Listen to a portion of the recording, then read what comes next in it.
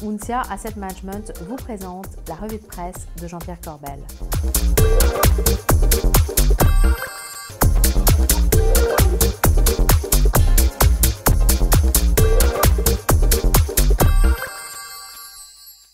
Bonjour, c'est mardi, c'est la revue de presse avec Jean-Pierre Corbel. Jean-Pierre, bonjour. Hello Bogdan, comment ça va? N'importe quoi. Qu'est-ce qui se passe encore? Écoutez, je suis en pleine forme, je dois dire, la crise est finie.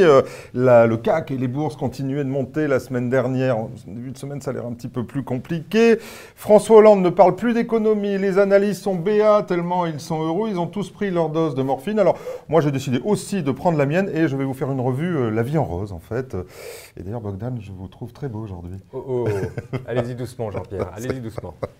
Allez, on commence par votre copain, Gaspard Proust.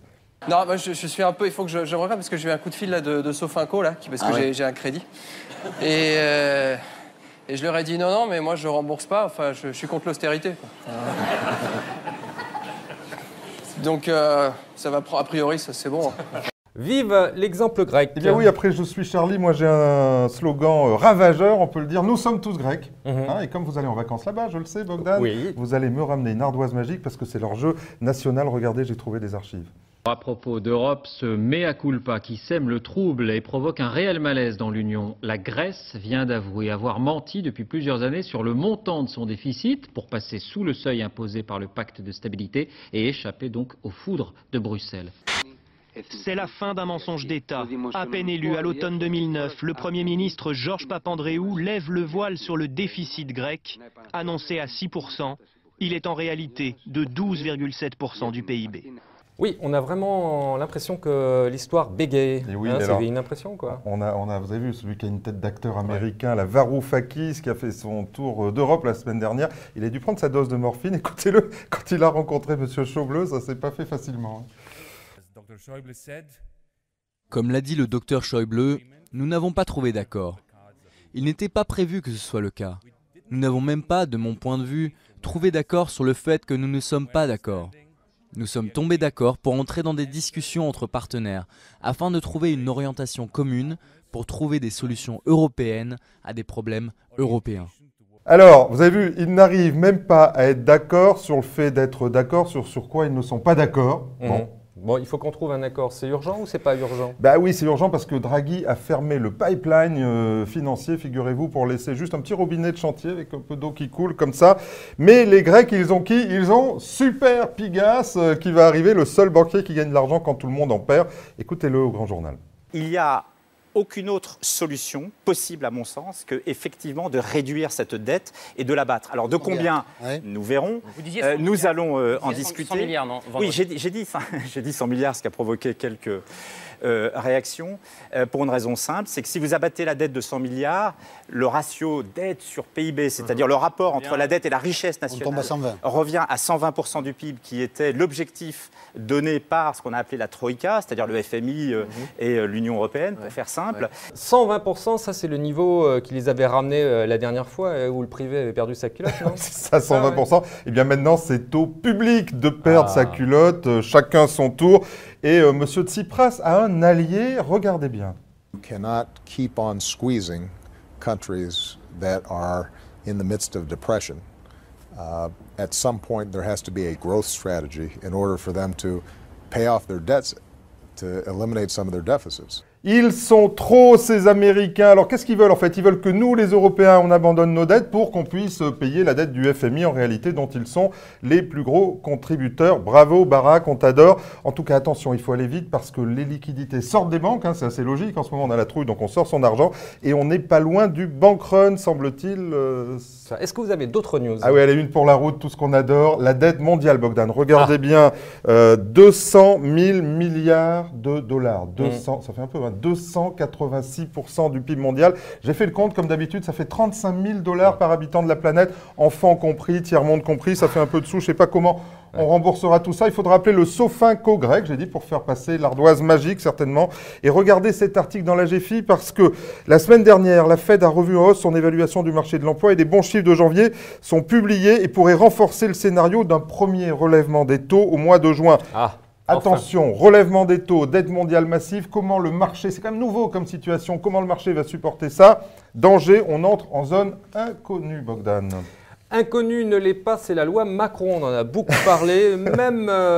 Mais le problème, c'est que plus personne n'en parle. Alors, même pas François Hollande. Mais si, il a trouvé une solution, je vous jure. Regardez, c'est sur les Guignols.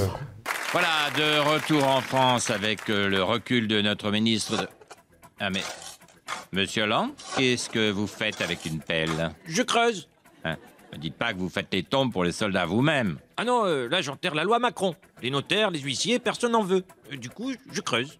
Et voilà, vous creusez Bogdan en divorce. Et nous avions aussi le gouverneur de la Banque de France qui est sorti de sa réserve. C'est un beau jeu de mots. Alors ça c'est très beau, réserve Banque de France. C'est très rare. Il faut qu'il soit énervé quand même pour sortir justement de sa réserve. Regardez cet article dans Challenge. Monsieur Noyer, effectivement, qui déclare que maintenir la rémunération du livret à 1% constitue une erreur grave compte tenu de la faiblesse de l'inflation. Alors, je ne vous dis pas ce qu'il doit penser des fonds en euros parce que les assureurs lui ont fait un joli bras d'honneur aussi. Donc, il doit être très énervé. Il n'est pas loin de la retraite, cela étant. Alors justement, les fonds en euros, parlons-en. Eh bien, les langues commencent à se délier, Bogdan, et certains assureurs parlent. Oui, alors il y a Éric Le Baron, vous le connaissez, il est de Swiss Life et il parle dans les Échos. Très bon skieur. Oh là là. Ah bon, bah donc moi je ne sais pas, mais en tout cas, il parle très bien dans les Échos. Écoutez, la mise sous surveillance du secteur assurance par les agences de notation, c'était en décembre, ça. Il se comprend, cette mise sous surveillance. Il pourrait être difficile, dit-il, de maintenir nos marges si les taux restaient durablement bas et une remontée brusque des taux pourrait mettre certains en difficulté. J'ai déjà dit ça, non? Ça vous dit quelque chose? En tout cas, l'assurance, ça reste le monde du silence. On ne sait pas ce qui se passe à l'intérieur, inside, hein, et pour certains, c'est même très bizarre. Alors, il faut nous en dire un petit peu plus, là. Bizarre, vous avez dit bizarre. Alors, vous savez, l'année dernière, j'avais poussé un coup de gueule sur un assureur, c'était Generali, notamment sur la rémunération de ses fonds en euros. Et on a un fonds qui s'appelle AGGVI, j'ai regardé de nouveau cette année, qui est distribué chez plusieurs distributeurs, chez Generali, mais aussi chez CD Partenaires, notamment. Et j'ai regardé les taux de cette année, regardez bien, à 0,90 de frais de gestion. Chez Generali, AGGVI rapporte, je regarde bien, 2,73% net.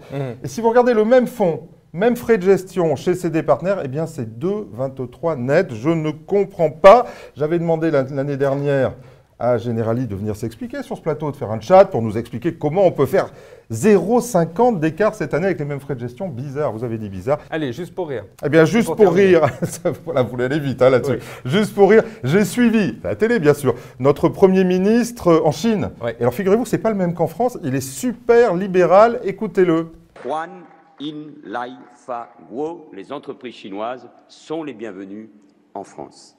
L'image selon laquelle nous ne réformons pas notre marché du travail et qu'il est impossible de licencier en France est une image fausse. La protection de l'emploi est plus élevée en Allemagne qu'en France. On parle aussi beaucoup des 35 heures, mais ce n'est qu'une durée de référence. Vous avez vu, il est trop fort, ce Premier ministre, il est complètement libéral. Hein. Quand il est en Chine, il dit les 35 heures, ça joue plus, on s'en fout, c'est pas grave. Les Chinois vont débarquer en masse, c'est sûr. Trop fort, Jean-Pierre. Merci beaucoup en tout cas. Écoutez, je me suis fait plein de copains sur cette revue, donc on va continuer comme ça. Merci en tout cas, Jean-Pierre. Quant à moi, il ne me reste plus qu'à vous remercier. Vous donner rendez-vous mardi prochain. D'ici là, gardez-vous bien.